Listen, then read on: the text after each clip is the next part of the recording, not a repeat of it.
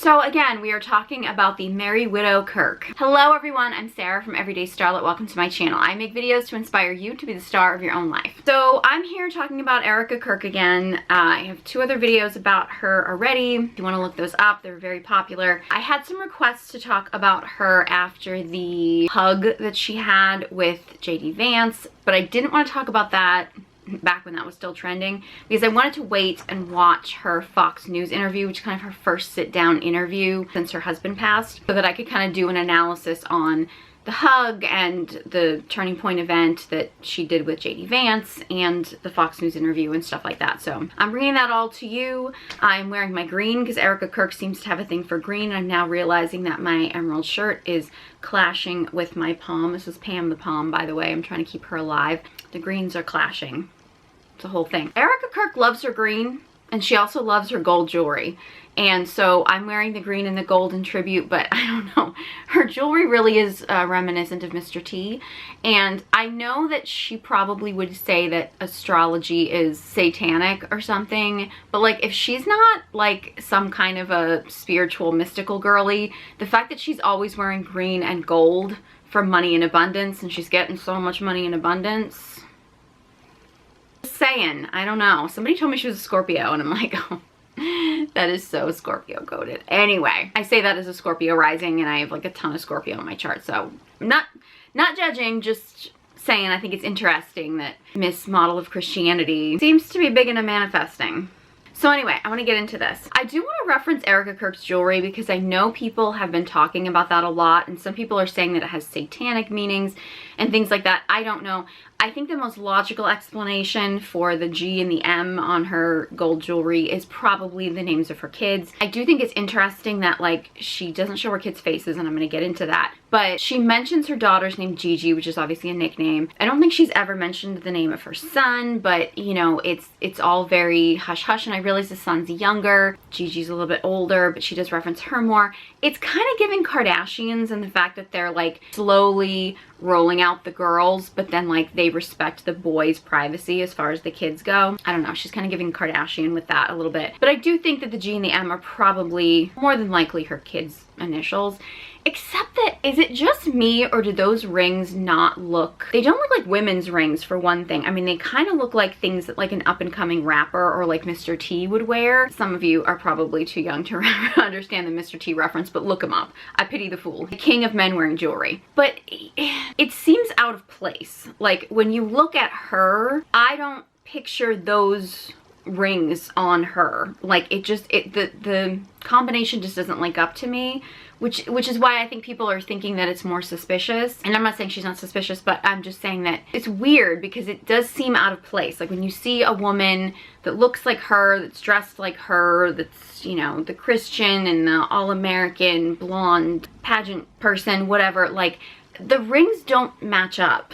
I don't know. I mean, for me, I feel like visually it looks strange, and maybe that's just her style. I don't know. I mean, but they seem out of place, and I think that that's why people are jumping to the theory of that there's some kind of satanic symbolism. I'm not saying there is or there isn't, because I don't really know that much about it, but I'm just saying, like, they don't seem like women's rings. They're not like feminine. You know, I mean, again, they look like an up-and-coming rapper or Mr. T or something would wear. There's a third ring she wears on her finger, and I tried looking it up. Some people said, because I could never find enough detail in the photo, people were saying it was the Kirk family crest. There were pictures I found of Charlie Kirk where it looked like he was wearing a ring like that on his like wedding ring finger. I'm not sure if it's the same one, but it didn't have the kind of like rows of diamonds around it, whereas when Erika wore it had the rows of diamonds around it. Now I was like, if she was wearing like his ring or his wedding band or something like that, I mean, I could see that, but like how in that time period would she have added all the diamonds to it? That was weird. Maybe it wasn't his. I found some other pictures of Charlie Kirk where he was wearing kind of just like a plain black wedding band or something, so I don't know. I mean, the whole thing is a little weird, and I know it's like strange to focus on the jewelry so much, but it doesn't add up fully. I also thought it was interesting. So part of the Fox News interview, they were kind of following Erika Kirk like before she gave her first speech at Ole Miss for Turning Point and stuff like that. They also kind of talked to her a little bit like the next day, I guess it was, after she gave her speech. And one of the things that Erika Kirk said in the Fox News interview, and kind of like the behind the scenes part, was that when she met Charlie Kirk, he didn't wear a cross. And she kind of said like, well, how are you Christian if you don't wear a cross? Now that might have been sarcastic, but it was kind of giving a little bit like, if you don't wear jewelry to tell everyone you're Christian, like you're not really Christian. Like it had that kind of a vibe to it. And he just said he wasn't a jewelry person, which is fine. A lot of guys aren't. She said for his next birthday that they were together, she got him a cross and she had it in her hand, like she still has it. And that she was like adding charms to it. So it was kind of this like gaudy thing. And I'm thinking, for a guy who didn't like jewelry, she tries to play that she was this perfect wife. It's like, that kind of sounds like you're trying to change this guy, and then you're kind of like putting him in this position where he feels like he has to wear all this jewelry. That felt kind of weird. And again, like not like super unusual, but for someone who tries to play up that she was this like perfect wife and supported her husband in every way, it's like, well, you didn't like the fact that he just didn't like jewelry. So you kind of seemed like you were trying to push your jewelry obsession on him. And then also the idea that like he would have to be wearing a cross in order to like make it official that he was Christian. That doesn't really sound very Christian to me. I don't know. An interesting thing about Erika Kirk, and this is something I tend to notice in people a lot, are the things that people say unprovoked. The things that people come out with when like nobody asked. One of the things that Erika Kirk loves to volunteer when not provoked and not asked is she loves to point out that she just never resented her husband for how much he worked. Never resented, was never a wife that demanded him to come home, you know, at a certain time because dinner was on the table at 5. But Charlie always wanted to come home because she made a home a place he would want to come home to, which is selling the I'm the perfect wife narrative that I think she's trying to sell to everyone. But also, it's like, I understand if somebody asked her directly. Charlie was, you know, traveling a lot. He was going to colleges. He worked so hard.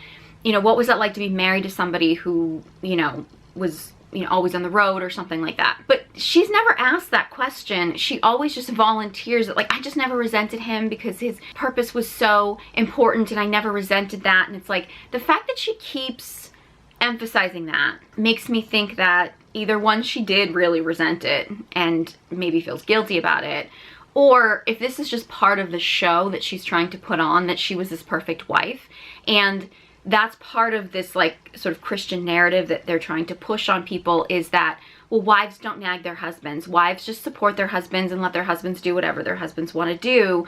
And their husbands come home because they make such a great home. And what's implied is if your husband doesn't come home to you, or if your husband is out in the streets doing things he's not supposed to be doing, it's because you didn't make a good enough home for him to come home to. Like, that's kind of the implication, which I don't love.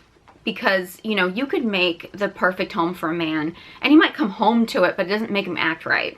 You know, the only thing that makes a man act right is a man wanting to act right. That's nothing a woman can do in order to make a man into a good, decent man. He has to want to do that himself. I also found it weird that in all this conversation of trying to push that Charlie Kirk was like this perfect Christian, and Erika Kirk was talking about that Charlie observed the Sabbath and he would like put his phone away and be like, Shabbat Shalom. I actually Googled that, and I guess there are some Christians that do that. I always thought of that as a Jewish thing, and I just thought that was kind of strange because with all of the tension going on as far as Christians and Jewish people and Israel and everything, and look, I'm not a theologian and I'm not a foreign policy expert, so that's not a conversation that I have any knowledge on. Like, I'm more about like reading people and interpersonal connections and stuff like that, so that's more my wheelhouse. That stood out to me as being strange. I don't know. Of course, Erika Kirk, throughout the whole Fox News interview and just throughout her entire public existence, she's constantly dabbing eyes that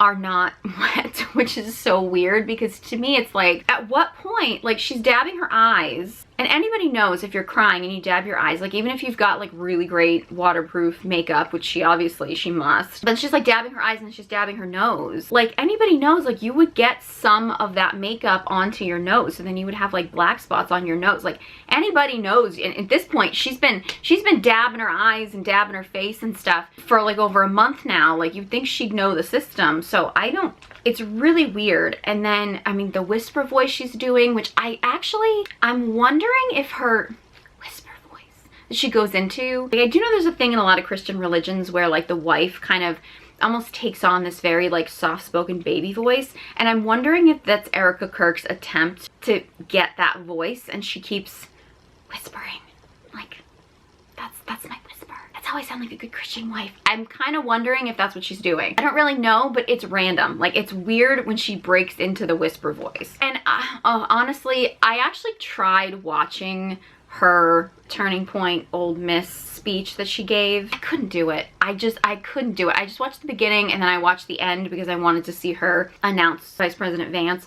And so I just watched the beginning and the end. I couldn't. She is a terrible speaker. And I know some people are going to be like, well, she's new. You know, I mean, she was thrown into the spotlight. She was not thrown into the spotlight. She's going into this by choice. There could be plenty of other people that could step in and be the face of Turning Point. She could still work behind the scenes. You know, I mean, I understand that, you know, it's possible that, you know, Charlie Kirk had arrangements that if something happened to him, that his wife would be a part of the company so that, you know, his family could still get the profits of this company or something like that, or that she could still have a voice in it. I understand that, but she did not have to be the face of this company. And it's not like she hasn't given speeches before. I mean, she was a pageant person and stuff. Like, it's not like she hasn't been in the public and speaking in public. So the fact that she's so bad at it, like, there really is no excuse. Like, she doesn't have to be doing this. They could have somebody else step up and give speeches and things like that. She's doing this because she's choosing to do this, and she's really bad. And I actually, in that speech, like watching what little I watched of her Turning Point speech, because I just couldn't sit through it anymore. Then I watched JD Vance's like speech and then his Q&A he did to see the difference. Like Vance, I mean, whatever you think of JD Vance, he's a great speaker. Like, I mean, and this is, I mean, taking politics out of it, whatever you agree or disagree with any of his views, and I don't really care if you do or you don't, he is a great speaker. And I think the comparison of the two really made it so obvious. In the same way that, I don't know, you shouldn't compare, but I do think sometimes getting a frame of reference, like seeing a great speaker like JD Vance, agree or disagree with him, he is a phenomenal speaker. Compared to Erika Kirk, who is not a good speaker, it made her look like an even worse speaker. I also think too, I watched the Fox News interview with Erika Kirk just after I watched Tucker Carlson interview Cheryl Hines. I'm actually gonna read Cheryl Hines' book. I actually have it on pre-order. I'll be getting it soon, and I'm gonna read that book. And, you know, if you guys want me to talk about her or her and Bobby Kennedy or something like that, I'd love to do a video on them after I read her book. But I watched that interview and it was just interesting. I mean, I know Cheryl's different woman, different situation. She's not recently widowed or anything like that. But watching Cheryl Hines sit down and do an interview, and she's just so, for a performer, I mean, she's a performer. Like, she's an actress. She plays other people for a living. And she just comes across so like natural and genuine and authentic. And then watching the Fox News interview with Erika Kirk, I mean, granted, I know she's a widow, it's a different situation, but she comes across so phony and inauthentic, which is interesting because her job description is not actress, you know, like Cheryl Hines is. So it's just interesting how the person who is a professional actress would come across so just genuine and real and authentic, whereas somebody who is not an actress, is really just a regular person, wouldn't come across that genuine and authentic. Again, I mean, two different people, two different circumstances, but because I watched those two interviews back to back, and then having watched Erika Kirk give a speech and then JD Vance give a speech, and seeing, you know, Vance, who is a great speaker, like the comparison, like Erika Kirk is not looking good in any of these situations. Erika Kirk is also a terrible storyteller. Like, it actually boggles my mind, and I don't know if maybe my standards are different because I worked as a professional comedian for years, so I've heard some of the best storytellers in the world. And, you know, I get some people just aren't gifted at telling stories, but Erika Kirk is so bad at telling stories. It's actually like, I don't know how anyone could be that bad. Like in the Fox News interview when they asked her, like, is there anything about Charlie Kirk that only you would know? And it was something about that he just, you know, he loved his daughter's stuffed animals, and he named all the stuffed animals, and he loved the platypus. Platypus was his favorite animal, and then he took their daughter to the zoo and bought a platypus t-shirt, and he was all like, where did you get that t-shirt? And it was like, oh, it was just fate or something like that. And he was like, okay, that's like the worst story ever. Like, I don't, like, that's not even a story. And it's like, oh, he liked platypuses. That's the big secret, which is interesting because I've seen some people online that found a clip of Charlie Kirk where he was being asked what his favorite animal was, and he said dogs, and he had just lost his dog and things like that. I mean, I get it. He might have loved dogs and platypuses, and his dog was on his mind when he answered that question, and Erika Kirk was just making a comment. I don't know. But it was so like, it wasn't an interesting story. It wasn't an interesting tidbit. It didn't give you any information. It was like, I was kind of blown away at how bad a storyteller she was. Okay, this part of the Fox News interview with Erika Kirk really pissed me off because it's so hypocritical, and I think it just really shows you who she is. Here's the thing. She was asked why she doesn't show her kids' faces on social media. Perfectly her choice. I think parents, they need to make a choice that's right for them as to whether or not they're going to show their kids' faces on social media. That needs to be your choice, and you know, whatever your choice is, as long as you're not like exploiting your kids. I mean, some people take it way too far, but like your choice to whether or not you show your kids. When Erika Kirk said that she doesn't post pictures of her kids because, well, kids just don't have a childhood anymore because the mother is just trying to take like 500 photos of the kids to get the perfect one for Instagram or something like that, I'm paraphrasing. That's a terrible answer, because your family trying to take photos of you and trying to get families together and take a picture and take a pose and things like that, that existed long before social media. Okay, my childhood existed long before social media was a thing. I mean, the idea of like, you know, parents taking pictures of their kids, I mean, and trying to get, you know, a picture, a good picture or something to send to grandma or put in the photo album or something like that. Like, I mean, parents taking pictures of their kids to document them has been around forever. So the actual act of taking the pictures has really nothing to do with affecting the kid's childhood. I mean, I get that like if you're constantly taking pictures posed a certain way for Instagram, then maybe, but like I feel like that's not just a social media thing. It's posting the picture that has changed as far as social media goes, but parents have been doing that with, you know, taking pictures of their kids. And even like, I'd say like my generation was the generation where some parents were getting video cameras. We didn't have one when I was a kid, but it was kind of the era of like, oh, dad got a video camera, so he's gonna go around and try to film everybody and stuff, and like the kids are always feeling they're being filmed and stuff like that and whatever. I mean, why do you think, like, I'm the same age as like Kim Kardashian, and like the Kardashians have so many home videos of themselves as a kid because like their dad was always walking around with a video camera. Like I feel like that was a thing even back then, you know. And you wouldn't say that like, you know, the generation of like, you know, Gen X and the elder millennials, like everyone says like we had a childhood, like that, the posting on social media, again, it's a choice every parent has to make, but that's not about them not having a childhood, because are you just not going to take pictures of your kids?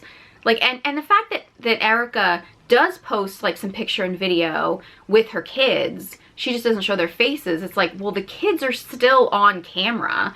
So like that argument about like, oh, I don't post them because, you know, kids need to have a childhood. It's like, that doesn't make any sense. Now I understand Charlie and Erika maybe made the decision that they didn't want to show their kids' faces on social media. And she said, well, we did get kidnapping threats, we did get death threats and stuff like that. I understand there's people like, it was a security thing. And again, that's their choice. I'm not judging them for making that choice. But it's strange to me that they thought that their kids were so much more susceptible than, say, I mean, I know all of Trump's kids are like adults now, but I mean, his kids were, you know, in the media and in the public eye, even when he was a celebrity before he was a politician. But, you know, his grandkids are all being seen. I would think that, you know, Trump is a much more hated figure than Charlie Kirk was. So the fact that like Trump's grandkids are, you know, their faces are seen. I mean, they're not all over social media everywhere. You know, the Vance children are not all over social media everywhere, but you know, as vice president of the United States, his kids are, you know, at risk. But we've still seen their faces. And it's really strange that I can't find anywhere, anyone posting a photo of Charlie and Erika Kirk's kids' faces. And there's like photos that look like these kids may have attended some of these Turning Point events. And I'm like, you mean to tell me there was nobody in the audience that didn't snap a picture of those kids to get like the first face shot of these kids? Like, you mean to tell me there was nobody? Either these kids were not actually at these events, or nobody thought that Charlie and Erika Kirk were important enough to snap like a paparazzi style photo of these kids, or I don't know. I mean, again, I feel really conflicted because, again, I don't judge any parent for wanting to keep their kids off social media. I think that's a choice they have to make, and if they feel more safe and secure. So I don't want to judge them for that because I respect that decision. But it's to the extent that I'm starting to wonder if they're real. And I don't like saying that, like, oh, parents need to post their kids' faces to prove to me that they're real or anything. But, like, they were hidden to the point where it's like, were these actually their kids? Like, did they have kids? The fact that there's literally no evidence anywhere that Erika was pregnant, I realize that some pregnant women, you know, they don't go out as much or something like that. I mean, there's, you know, variations, but for somebody who's such an attention-seeking person like she is, it's like there's no photo or video anywhere. I scanned her whole Instagram. There were a few points in time when her face looked a little bit fuller, but I was like, there's no picture or anything of her anywhere where she was pregnant. It feels weird. It's strange to me. Okay, the thing that really irritated me about the Erika Kirk interview was when she made the comment about not posting her kids and like that parents post their kids for what, like $50 off a stroller. I don't get that. Buy a stroller you can afford. That's what I get. It's so giving let them eat cake. It's absolutely doing that. Now, first of all, I don't think that the majority of parents are posting pictures of their kids to like get a coupon off a stroller. I honestly think most parents, when they post pictures of their kids, it's just because as a parent, you think your kid is like the cutest, most wonderful thing in the world and you just want to show everybody. I mean, I think it's a very normal parental instinct. I also think it's a parental instinct to protect your kids and not show them. So again, I think that has to be their own parent's choice. Are there parents out there that are maybe posting pictures of their kids because they're getting brand deals or they're getting discounts or coupons? Maybe, but I'm like, you know, nowadays in the world that we live in, if a parent can post a picture of their kid using some product or something and possibly get $50 off a stroller, most parents are living to the point where $50 is like $50 worth of food that they can put on the table to feed their kid. For someone who's supposed to be so Christian, the idea that you're so oblivious because you are a millionaire and your husband was a millionaire and you've been left with a multi-million, probably soon to be billion-dollar business, she's so disconnected from what the rest of the world is. It's like, do you realize that most mothers nowadays can't afford a stroller, and that $50 off a stroller could literally make or break someone's like food budget for the week or keep their electricity on or something? Like, that's how a lot of people are living nowadays. And her whole like, you can just post pictures of your kids for $50 off a stroller, buy a stroller you can afford. It's totally like a let them eat cake moment. It was very like, I was like, ooh, she is so not connected to reality here, and the reality that most people aren't millionaires. Like she's clearly not living in reality right now. I have seen some people, and this jumped out to me too, that Erika Kirk was talking about the fact that she turned off her phone for weeks. She just like cut herself off from the world. It's like, you have been in the public eye nonstop. Like, and I understand that for someone like her, it's possible she did cut off her phone and that she had her staff basically come to her and schedule things and do things, and she didn't talk to people on the phone.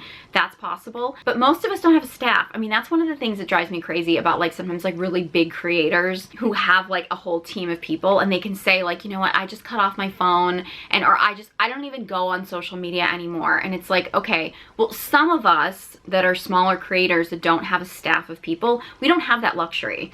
And when people just say like, oh, just don't even go and check your comments on social media, it's like, okay, well, some of us have to. Some of us want to connect with some of the people that are commenting, that took the time to comment on the videos and stuff like that. Like, I understand the negative comments are tough, and you know, sometimes when you get to be a big enough creator and you have like, you know, millions of comments or whatever, you can't keep up with everything. But I don't know, I don't love this whole idea of like, you're gonna be like a content creator online, but you're just like, oh yeah, no, just don't go on social media, or I just disconnect or something like that. Or in Erika's case, it's like, I just turned off my phone. Now either she's lying about that and she really was on her phone, or she just has a staff of people that just come to her and tell her, you know, when she's doing what, and make arrangements for her speeches and everything, because she's been literally in the public eye non-stop since her husband passed. So this idea that she cut off her phone, like if she did, she was not cut off from the rest of the world. Like she didn't isolate after it happened for weeks, because like she's literally been in our faces nonstop since it happened. Okay, and I've seen a few other people point this out, but I think this is a valid thing to point out. In the Fox News interview, and they asked Erika Kirk if she was afraid,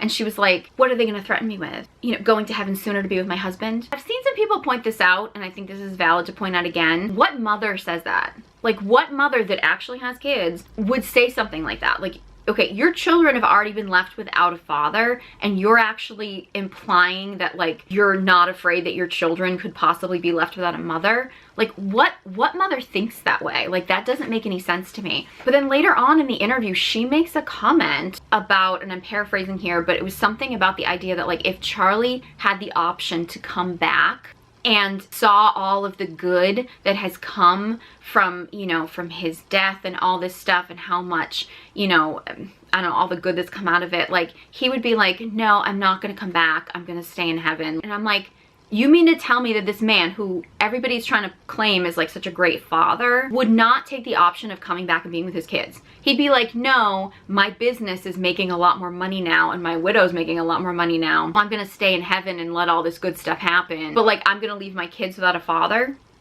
Because I thought that the whole idea of a lot of this whole turning point Christian values was having a mother in the home and having a father. Charlie Kirk talked all the time about like women should be looking for a man who's a good father. I don't know, based on that statement of the idea that he would choose to leave his kids without a father, knowing that all of this good was coming of Turning Point, and stay up in heaven, but not choose to be there with his kids and raise his kids and be a father to his kids. Like, I don't know. I mean, again, this is just Erika Kirk's words, but I'm just saying it's not lining up with the stuff that they preach. And it also goes to the fact that this whole kid thing is so suspicious, because she's not talking like a mother. She's not talking like somebody that has a kid. She's not talking about the fact that she has children that lost a father. Like, the whole thing is just so, it's all so suspicious. And when people just, you know, jump to, why are you criticizing a grieving widow? It's like, because this grieving widow is acting suspicious. Like, the things she's doing is suspicious. I know people keep saying you cannot judge a grieving widow, or you can't judge how people grieve. I get that. I was a professional comedian for years. I very often use humor as a defense mechanism. So for many years of my life, if somebody told me really bad news, I'd make a joke or something like that. Like, so I understand the concept of people grieve differently. And I honestly do not judge how Erika Kirk grieves in private. Like, what she does when she goes home at night, I don't even care if she sits there and just laughs hysterically, because that is actually a physical release of energy or something. You know, I don't care if she screams, if she cries. I don't care if she just sits around and she's in denial about it or something. Like, again, I don't judge how she privately grieves. That's her business. What I'm judging, and what I think a lot of us are judging, is what she is choosing to do publicly as a response to her husband's death. That's all valid. She's doing this publicly. What she's doing publicly is open for criticism, because what we do publicly is always open for criticism. That's just the world we live in. And so again, however she is grieving herself personally, not my business, and I do not judge that one bit. I'm judging what she's doing publicly, because what she's doing publicly is strange. It's weird, and the stuff that she's doing is bizarre. I also thought it was interesting in the interview when Erika was asked what the hardest part of her day was, and she's like, the nights are the hardest. I'm sorry, I had such a Friends, like Rachel and Monica flashback. You guys remember the scene? It's actually when like Rachel's trying to stall Monica from getting ready for her wedding because Chandler went missing. And Rachel's trying to pretend that she's having this emotional breakdown because she's single and thinks she's never gonna get married. And Rachel's all like, the nights are the hardest. And then the day comes and it's just as hard. And then the night comes again and it's so hard. Like, I mean, like that kind of thing. When Erika Kirk ever said like the nights are the hardest, I was like, oh my God. It's so giving like the fake reaction and sadness and frustration that Rachel was giving on Friends.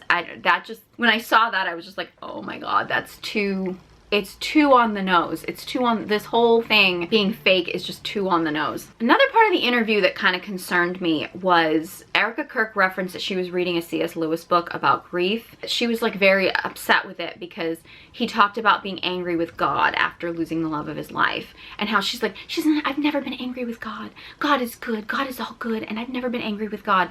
And if that's how she feels, that's how she feels. I'm not judging that. I want to bring that up because I want to let anybody out there who's grieving the loss of anything at all, I want to let you know that being angry with God when you are grieving something, especially grieving the loss of a person who is very important to you, that's normal. That is a absolutely normal psychological reaction. And it's funny how so many people are saying, like, you can't judge a grieving widow. We shouldn't be judging Erika Kirk because we can't judge a grieving widow. That statement, I thought, felt very judgy. It felt very much like she was judging C.S. Lewis for being angry with God because that was his reaction to this profound loss. If that's not her reaction, that's fine. But we're expected to not judge her for her reaction, but yet she's really admitting that she's judging somebody else because she didn't like how they reacted, because she didn't like how their reaction was to being angry with God, which is whatever your belief system, and this completely transcends belief. Obviously, if you don't believe in God, this doesn't really resonate, but being angry with God is a completely normal psychological part of grieving. You may not feel that way, and that's okay too, but I just find it ironic that we're all expected to, like, not judge Erika Kirk how she's grieving, but yet she's literally in an interview admitting that she's judging somebody else for grieving a certain way that is a completely normal part of the grieving process. Anger, it doesn't necessarily have to be anger with God, but anger is a very normal part of the grieving process. So that to me felt very like, well, I'm a better Christian than you because I didn't get angry with God because I think everything he does is good, like, kind of thing. It was very judgy for somebody who we're not supposed to be judging. They asked Erika Kirk about having cameras in the courtroom for the Tyler Robinson trial, and first of all, his lawyer requesting there not be cameras, I think is a completely normal request. I mean, I don't think that that's an unusual request, especially considering how high profile this is. You know, we didn't have cameras in the courtroom for the Diddy trial. That was because it was federal, but you know, we still knew what was going on and stuff. So it's not like not having cameras in the courtroom means that we're not going to see what's going on.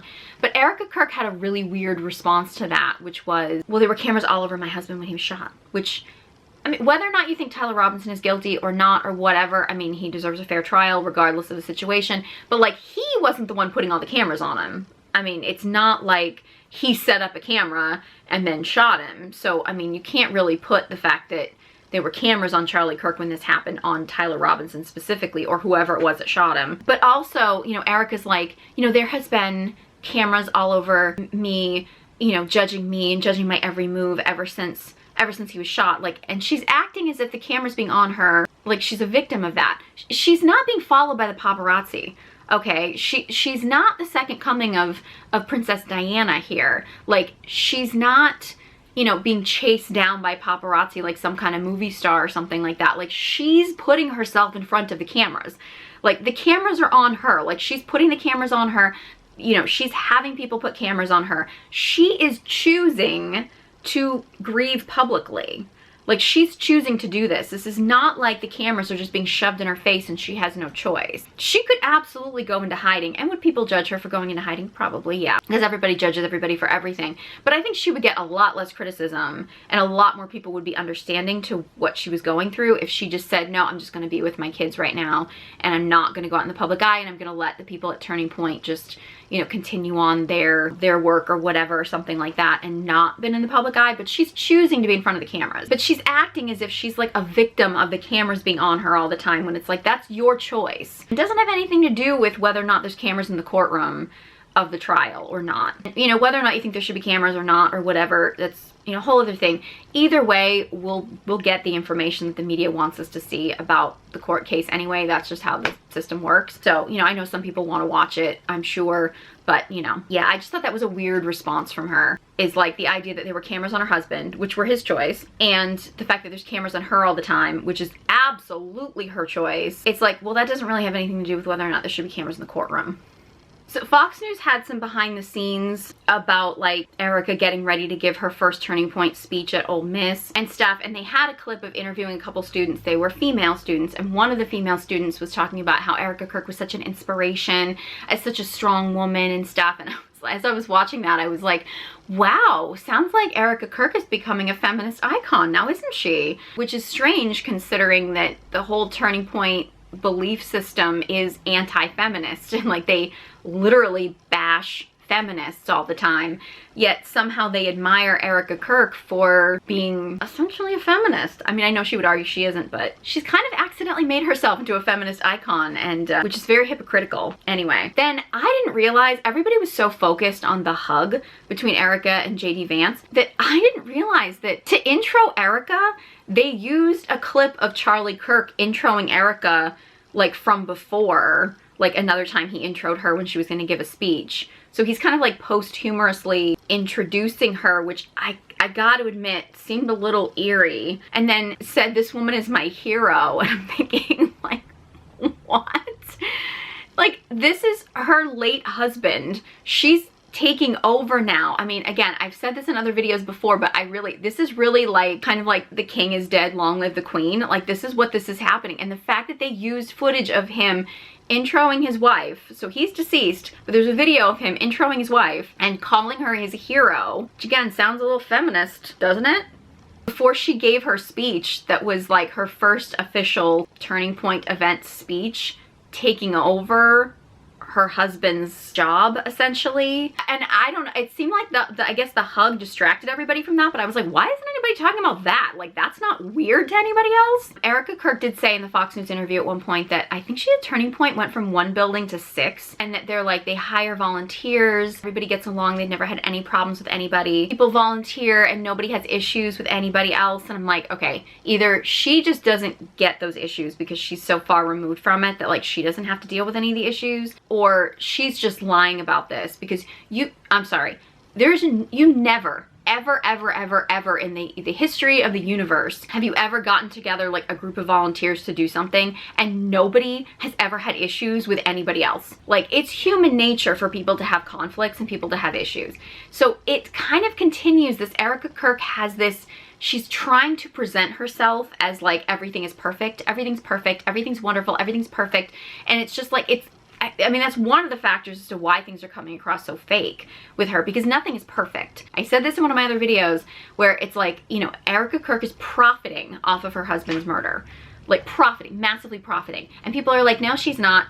Turning Point went from 1 building to 6, really? Not to mention, people are telling me there's still like a donation thing to donate to Charlie's family, which in my estimation, he left her with at least 12 million, because that was like his estimated net worth. She was already worth more, and she's now CEO of a company that Turning Point's gonna end up being $1 billion company. I'm telling you, it's headed that way. He's left her on the path to become a billionaire, and there's people out there that are donating money to her. Like, that's crazy to me. But it's feeling very church-like. It's feeling very much like there is a thing going around online where there's a woman that is calling churches claiming that she has an infant who she can't afford formula, and the infant is, you know, so hungry that she doesn't think they're going to survive, and she can't afford formula, and what can she do?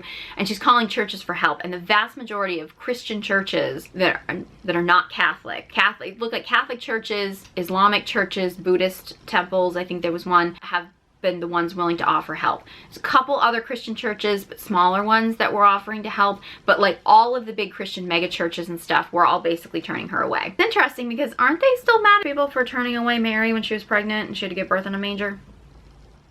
And the thing about this social experiment that I am really hoping that people come to see, like they have their literal come to Jesus moment, is that these churches are just taking money and they're using it to make the people in the churches super wealthy. And it's really feeling like that's what Erika Kirk is doing. It's like, oh, you're just giving her money so she can go to her jewelry budget, so she can buy some big honkin', you know, Mr. T, I Pity the Fool, gold jewelry to wear in her hand and things like that. Like, you know, she can wear all this expensive stuff. She can do, like, it's giving like, donate your hard-earned money. But then she's judging women for like, oh, you're just posting your kids to get $50 off a stroller. Like, just buy a stroller you can afford. Like, it's so like, she's like the Christian Marie Antoinette or something, which I think Marie Antoinette was Catholic, so she technically would be Christian, but that's a whole other conversation. But like, it's giving the whole like, just give me money, give me more money, and I'm gonna flash around my jewelry. This is not necessarily a commentary on Christian beliefs, because, you know, I think your relationship with your religion, or whether or not you have a religion or spirituality or whatever, like, is your personal decision. But I think it's important to pay attention to a lot of these like Christian churches and Christian organizations are scams. a lot of them are just scamming you. It's unfortunately, I think, the reason why somebody like an Erika Kirk can scam a lot of people, because a lot of the people in these churches are used to being scammed by the people in charge. So, you know, they're used to just blindly following what everybody is saying and doing, when it's like, you guys are donating money. You're not donating money to help her take care of her kids. You're donating money to her jewelry budget. You know, I mean, that's what's happening here. Okay, let's talk about the hug heard around the world. Erika Kirk hugging JD Vance, which I think has calmed down, because I think people are realizing that Erika Kirk just like inappropriately hugs everybody. She was really awkwardly hugging Trump at the memorial rally that they had. She was really awkwardly hugging, I think it's Jesse Waters was the name of the Fox News guy that interviewed her. She awkwardly hugged Jason Aldean, which that got a lot of attention because Jason Aldean's wife, Brittany, was kind of giving her the side eye. I want to make a note about that one, and I know there's apparently a lot of drama between Jason Aldean and his wife, and like she was his mistress or something like that. Like, I don't even know the whole story, but like, I think that look had less to do with the fact that she actually thought Erika Kirk was like gonna try to take her husband or something, and more about the fact that she knows that it's gonna be a viral moment, and she just like doesn't want a viral moment about her husband and another woman. Like, I mean, and again, I know people are gonna argue that like, oh, well, she was a mistress, so whatever. But like, it's valid, totally valid. Erika Kirk strikes me as the type of woman, because I've known a lot of women like this, and so she strikes me as the type of woman that like acts like super boundaryless, I guess is the term. Like, she's very like touchy-feely with guys, particularly guys that have a woman in their life or something, and she'll be very touchy-feely with them. And then when the woman is like uncomfortable or acts like weird around her, it's like, I just can't get along with women, because, you know, they're just jealous because I'm so pretty, and people will say like, you're just jealous because she's so pretty or something like that. In my experience, and I used to work in a field that was male dominated, so I was mostly around men. I hugged a lot of guys platonically, so I know what a platonic hug is like, and I did not have a whole bunch of wives that hated me because I hugged their husbands or anything like that. In my general experience of observing people and observing guys hugging women and how their wives reacted to it and stuff like that, it has way less to do with how attractive the woman is. It has a lot more to do with how she acts around the guy. Now, sometimes it has to do with the way the guy acts around the woman and the wife takes it out on the woman when it's really the husband's fault. I have other videos going into like the biology behind that, but you can't do anything about that. You can't do anything about how a husband reacts to you, you know, and if his wife has a problem with you because of it, whatever, like you have no way of dealing with that. So like, that's their issue, and you're just gonna kind of let them deal with it. You do as a woman have control over how you act around somebody's husband or somebody's man.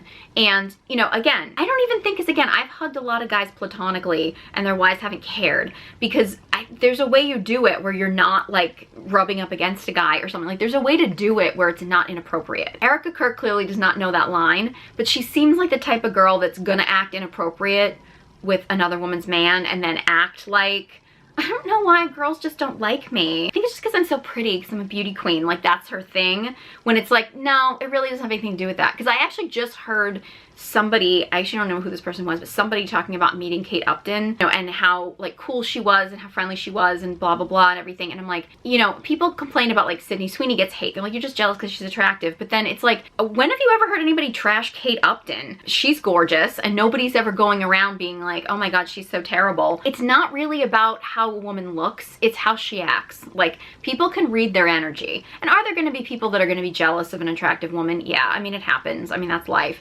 But at the end of the day, like, most people are judging you less on your level of attractiveness, and they're judging you more on like your energy and your actions. And Erika Kirk just seems like she's the type of person that just loves to like hug guys because she just loves the male attention. Like, she's like your classic pick me. But then she's gonna argue that like, oh, women just don't like it because I'm just so attractive. Like, that's the energy she gives off. Do I think there's something going on with Erika Kirk and JD Vance? No, I don't. I mean, at this point in time, nothing would shock me. So if it does come out that there is something going on, again, nothing would shock me. But I don't really think that there's something going on with the two of them. My read of the situation between Erika and JD, because I watched several podcast interviews with JD Vance before the election, and he has a pattern of kind of referring to a lot of people as like, oh, he's one of my best friends. Like, as if he meets someone and they're kind of like one of his best friends.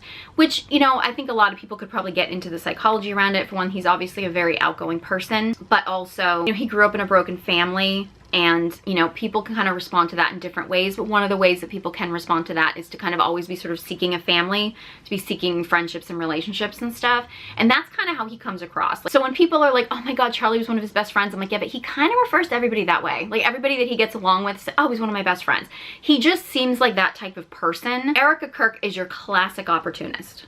Like classic opportunist. And I think she is kind of taking advantage of the fact that JD Vance wants to be friends with everybody and is using this as like a, well, look at how close I am to the Vice President of the United States. Even like in her intro of him where she was like, nobody can replace my husband, but, which is weird.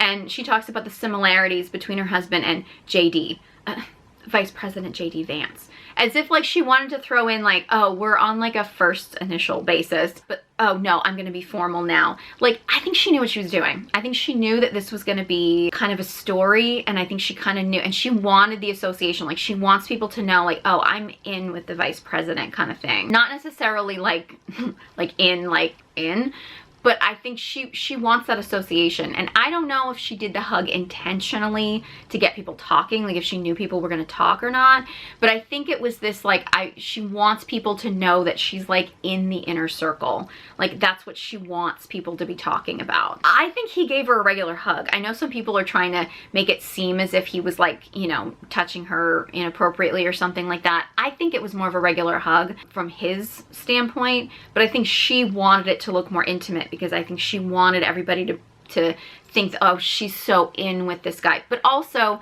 you know, Vance is just the type of guy that like is like best friends with everybody. And I think some people, I could see people trying to take advantage of that, of being like, oh, well, Vance says we're such good friends, so like let's make everybody think that like I'm in with the VP, and like a lot of opportunists are going to take advantage of that. That's what my read of that situation is. People are speculating that Vance is going to leave his wife Usha, or God forbid something will happen to her, and then JD Vance is going to marry Erika Kirk.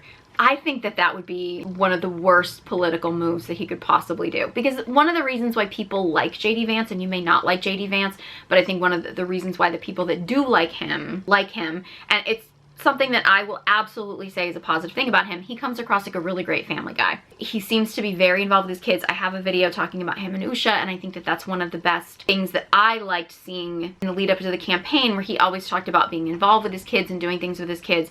And I just think it's a great message for successful men, like men who are, you know, reaching success, who are in positions of power and stuff, to also have a relationship with their kids and spend time with their kids and be an active, involved father. And whether or not he's doing that in his personal life, I don't really know, but at least he's presenting it that way. And I think that's a really great message. I hope that that influence can carry through, because I think that that's something we need more of, is men who understand that you can be successful, but also you can be, you know, an involved husband and father. But that's why people like JD Vance, is because he shows up as a good husband and father. And if he divorced Usha, I think that would just be the end of his political career. And if people are saying that like something might happen to her, I hope that that's not true, because I think Usha seems like just such a lovely woman, and I hope it's not true. But I feel like if they were to stage that, like the conspiracy that they're gonna stage, you know, something happening to Usha and then JD and Erika will end up together, I'm like, that would be too obvious. I mean, I feel like that would be so obvious that people just wouldn't buy that. Like, and I feel like that would just be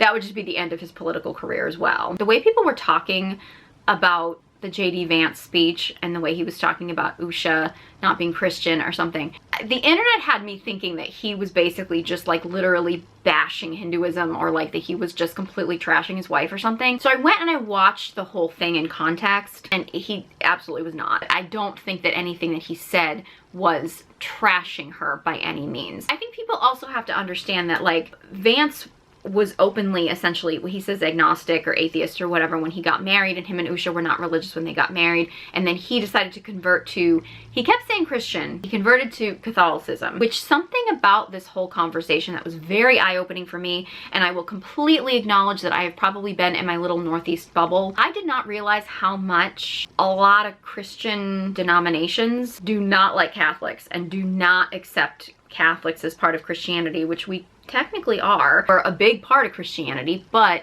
whatever. I mean, I was raised Catholic. I'm not really practicing, so I'm not like personally invested in this argument by any means. I just didn't really understand like how much like hate and animosity there was for a lot of Christian denominations for Catholics. That's been very eye-opening for me in this whole conversation. But I did find it very interesting because JD Vance did become Catholic. The way he was talking about choosing to raise his kids Christian, it's clear when he talked about First Communion and stuff that he's raising his kids Catholic. His choice. And he makes it sound like that was something that he and Usha decided. You know, when you do have, you know, parents of different religions, you do have to make decisions about how you're gonna raise the kids. All valid. But I don't know if JD Vance was pandering to the Turning Point audience or if this is just the way he's talking. But I did not get that he was gonna like divorce his wife because she wasn't Christian, or, you know, that he was mad that his wife wasn't Christian, or I didn't get that at all. But I did start to feel like, based on the terminology he was using, I think we're gonna see JD Vance walking away from Catholicism, and he's gonna have his like literally come to Jesus moment where he's gonna decide he's gonna become Protestant, evangelical Christian, something like that, like what the Turning Point people are. I feel like you're even gonna hear the words, because I think I found an interview with Erika Kirk where she talked about like being raised Catholic and why she decided to become a part of Charlie's Christian church or whatever. I think she used the term like, I wanted a direct line to Jesus. I think we're gonna see at some point JD Vance having one of those like, I just want a direct line to Jesus, and we're gonna see him move from being Catholic to being one of the other Christian denominations, because I think that we are getting to a place where Christian conservatives are trying to kind of take over the whole Republican Party. I don't like getting political on my channel because that's not what this is, but it's not the Christian conservatives that get Republicans elected, it's the moderates. Okay, just a couple more things that are just sort of random stuff that I wanted to throw in here. A random clip of Charlie Kirk popped up in my feed because I've been searching for information on this stuff. This clip of Charlie Kirk was him saying that the problem with modern dating, and this is a very common talking point, is that women's expectations are too high. You know, they want the man that makes millions and is over 6'4", and they don't look at the important things like, is he going to be a good dad and stuff like that. He's also talked before, and I've seen several clips of him talking about how if a woman waits till her 30s, there's practically no chance of her finding a man or finding a husband or something like that, or whatever, all this kind of stuff. Well, he married his wife, Erika Kirk, while she was in her 30s, and he was a millionaire, and he's, according to Google, 6'5". He's over 6'4". So technically, all these things that he's saying are unrealistic expectations that women have. His wife obviously had them and married him. Now, they claim he was a good father, and I don't really have any evidence to confirm or deny that, but she seemed to get the total package in him. So the fact that he's going around telling women that they should settle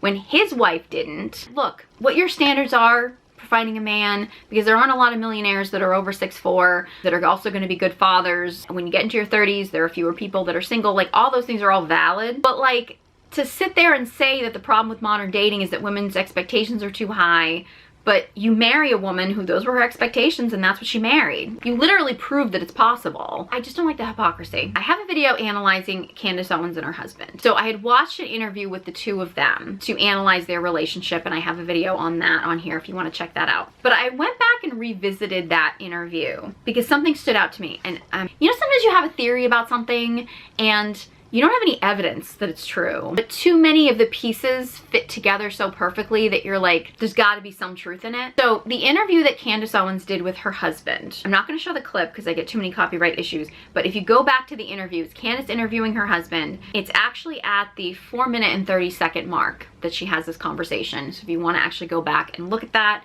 you can check that out. They're having a conversation about the fact that they got engaged so quickly. The idea of like, you know, did he have people in his life that were trying to discourage him from getting married to somebody that he barely knew? He asks Candace, and Candace says very specifically, well, nobody in my personal life questioned it, but in my professional life they did. And then she brings up Charlie Kirk that said it was too soon.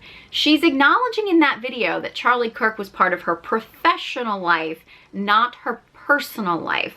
So she's acknowledging in that video that Charlie Kirk was not like her best friend in the world, that he was a professional colleague. So the fact that now she's claiming that he was like her best friend and they were best friends, well, in the video with her husband, she's making it sound like he was a professional relationship. But then she also makes the comment about how donors at Turning Point, or there was a donor at Turning Point that said that it was bad for Candace's brand to marry a white man, that it would be better for her brand for her to marry a black man. I have a theory about this, okay? I've been hearing people, particularly Candace, say that Charlie Kirk was like on the path to running for president, and that everybody thought that he was on the path to run for president. Now, for somebody who does not even have a college degree, I think that's weird, which is probably why he kept discrediting colleges, even though he went to colleges to talk to college kids. Whatever, whole other conversation. I'm convinced that while Candace was working at Turning Point and everybody had this vision that like Charlie was going to be running for president or something like that, whether or not that was their own delusion or whether or not they thought they really had a chance, whatever, they needed to get Charlie married, because you can't run for president as a single guy. Like, that's just not going to happen. Watch Scandal, you know how it works. Like, you got to have a candidate that's married. I think they were looking for a political arrangement, because, you know, a lot of these marriages, and same thing as Hollywood, they're PR, they're political, they're all for political gain. I realize, you know, in other countries, marriage for political reasons is not uncommon. I think that they were shopping around, and I think Candace wanted that spot. She wanted the spot as Mrs. Kirk, because she thought, okay, they're gonna be like the Republican version of the Clintons. You know, she's gonna end up with some kind of like a Secretary of State position or something like that, or she'll go on and she'll, you know, run for Senate or something, then she'll be the first black female president or something like that, whatever. Like, I think Candace wanted that spot, and it was going to be a political deal. It was going to be a political arrangement, that it was going to be Charlie and Candace as like the political power couple. But I think, and I don't know if it was Charlie or if it was the donors or whoever was advising them, I think thought, not going to look good for Charlie to marry a black woman. So I think that they edged Candace out, and I think Candace didn't like it. So Candace went to the UK, and Candace's husband was running Turning Point UK. So Candace was like, well, I'm gonna marry the British Charlie Kirk to spite all of you. That's what she did, because her husband was running Turning Point UK. And then, I mean, I still think the whole situation with Charlie and Erika, I think that was a fix-up. I think it's always been,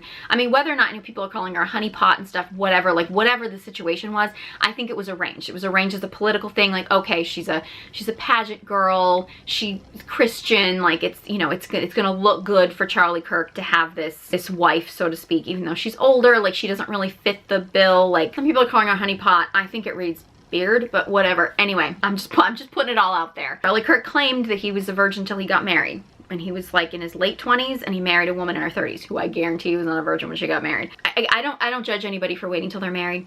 I just think it's a little strange for a guy, millionaire, 6'5", hanging around college campuses all the time, was a virgin till he got married in his late 20s, and then married a woman who's a lot older than him.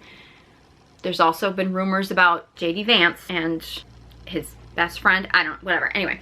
But I'm convinced that the Candace situation was Candace wanted the position of Mrs. Charlie Kirk, and then when they decided that that wasn't the right look, probably because she was a black woman, that she decided she was going to marry the British Charlie Kirk. And that's why the Turning Point people stepped in, and they were like, oh, no, but Candace, we want you to marry a black man. So we have the white couple, and then we have the black couple, and Candace kind of went rogue and did her own thing, and so they just kind of matched Charlie up with Erika. And again, this is just a theory. Again, I don't know if I buy it. Charlie Kirk was 100% straight. Just my own thought and observation, and I have no evidence of this, but you know, he would not be the first radically religious guy who suppressed that. So I think a lot of this whole thing was smoke and mirrors. And I think that's one of the reasons why Erika Kirk doesn't seem like a traditional grieving wife, is because this was all political. Now, whether or not it was like a honeypot thing, or whether or not it was a beard situation, or whatever it was, or just a simple arranged marriage, or whatever the situation, I don't know. But I think that that's one of the reasons why she's not seeming like a typical grieving wife, is because this whole thing was all an arrangement anyway. And that's why I would hesitate to believe anything that Candace Owens says, because I think Candace Owens is kind of in this deception just as deep as everybody else. Again, this is just my theory. I don't have any insider information or anything like that. This is just my theory based on my observations. But I think if you actually go back and you look at the situation, like you take a step back and you look at it from a distance, I don't know, lines up. I just honestly, in this whole thing, the person I feel the most bad for is Usha Vance. And I know a lot of people are saying like, oh, well, she married him, she knew what she was getting herself into. They met in graduate school and law school. I can totally see where Usha would kind of get caught up in someone like JD, who's very charismatic. I mean, whether you agree or disagree with him, he's very charismatic. And he has such an amazing story, you know, his sort of rags to riches story and everything. Like, I could see where anybody would, you know, get caught up in that. I don't look at Usha and think like, you know, anything bad that happens to her, well, she asked for it or anything like that. I think she seems like just an absolutely lovely woman. The ironic thing about the Usha situation and the fact that people are speculating that like, oh, Vance is gonna trade in Usha for like an Erika Kirk. The irony of that conversation is that Usha Vance checks all the boxes for what all of these conservative men claim that they want in a wife. She's very classy, but she's not showy. She's very soft-spoken, but she's very well-spoken. She's obviously a very educated woman. She's very smart, but she's soft-spoken. She is not always trying to be the center of attention. She, you know, put her career on hold to raise a family, to support his career. On the surface, fits all the boxes. She's just not white, and she's not a Christian. Now, the fact that people are looking to Erika Kirk and thinking that she would be a better option as a wife when she is the antithesis of all that. She is showy, flashy, needs to be the center of attention all the time, the girl boss, leaving her kids at home while she's, you know, hugging everybody she could possibly find. I mean, you know, she is literally the antithesis of everything that these, you know, traditional men claim that they want. Whereas Usha fits all the boxes. She's just not white and she's not Christian. And now look, if having the same religious view as you, or being the same race or whatever is important to you, that's fine. It obviously wasn't to JD when he married Usha, because, you know, he knew who she was when he married her. You know, I mean, I don't, if you want to be in a marriage with somebody of the same faith as you, you know, that's fine. If you want to be in a relationship with someone of the same race, that's fine too. I don't really care. If that's a priority for you, that's fine.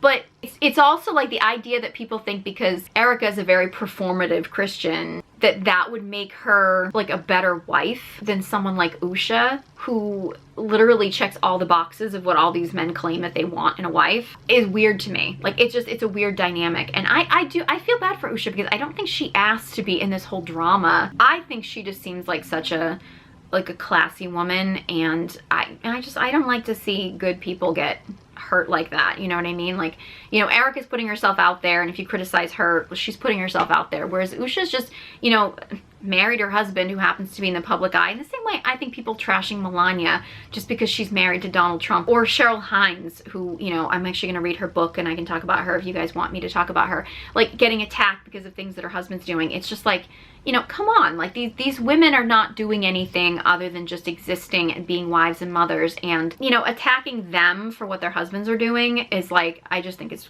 ridiculous. I don't know, I don't like that. There's probably so many more things that I could go into, and I honestly thought after the last two videos that I did about Erika Kirk that I would be done talking about her, but she just seems to be like the gift that keeps on giving with her controversy and everything. So I don't know. You know, I'm not looking to get into some kind of a big political discussion. I don't really care what your politics are. I'm literally just analyzing these people as humans. You know, in watching some of this stuff, you know, even in watching Vance's speech, there were things I agreed with, there were things I disagreed with. You know, I did like that he pointed out that, you know, a lot of Democrats and Republicans, like the politicians, get along fine behind closed doors and can work together fine, but then in the media, they just feel like they have to attack each other. I mean, he did blame the Democrats for it, but I mean, I think that both sides are probably guilty of this. I don't know, I probably shouldn't even say this because it's kind of a conspiracy thing. Turning Point is starting to feel like a money laundering organization, or like some kind of way of people donating money and having control over politicians that they don't want to do publicly, so they do it through Turning Point. And I say this because I think that that's going on both sides of the political aisle. I mean, I just think that there's more going on behind the scenes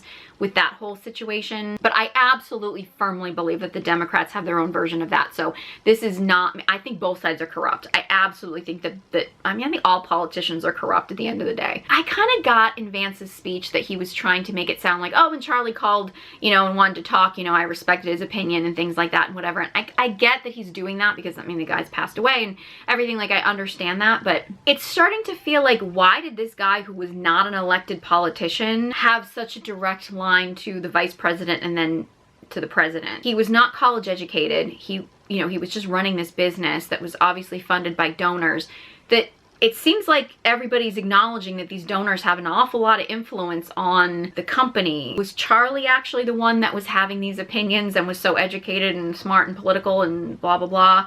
Or was it these donors that were going to Charlie and being like, here's some money, you need to tell the vice president this so he can tell the president this? It's just kind of like, Charlie was a random guy. Like, he was literally, he didn't have a college education. He, you know, was just a random guy that wanted to get into politics. And I know people don't want to hear that. And that's not me saying that he deserved to be shot. That is not me saying that, you know, he wasn't a human being, or that he didn't have a lot of influence, that he didn't have a lot of followers or anything like that. Like, that's not what I'm talking about. But he was an influencer.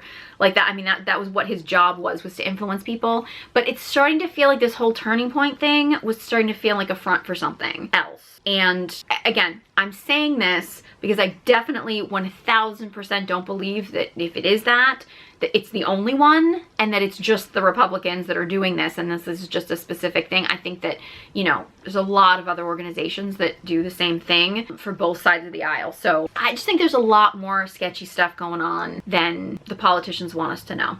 And, you know, whatever. I'll put my tinfoil hat on all day and have the conspiracy theory, but like, anyway, hopefully this will be the last time I talk about Erika Kirk, but who knows? She just loves the spotlight, and she is the merriest widow I've ever seen. So anyway, I hope you enjoyed this video. This was requested that I talk about this. The topic's not really trending, but I wanted to wait until I watched the Fox News interview. So yeah, if you have any thoughts on anything I talked about in this video, or any other video requests or anything, please let me know. Leave a comment in the comment section below. I'd love to hear from you. Please keep your comments respectful. I'm not interested in getting into some big like political debate about what sides of the political aisle or something. This is really just analyzing the people involved in this, not necessarily the policies. If you enjoyed this video and found it helpful, please give it a big thumbs up and be sure you subscribe to my channel. Honestly, any engagement on this channel really does help to boost it in the algorithm so more people can get this message. If you would like to heal your pick-me girl energy and to step into the woman that you are meant to be, please check out my guided journals, Recovering Pick-me Girl Guided Journal and the Dark Feminine Energy Guided Journal, both available on Amazon. Details are in the description box below, along with links to all my social media accounts.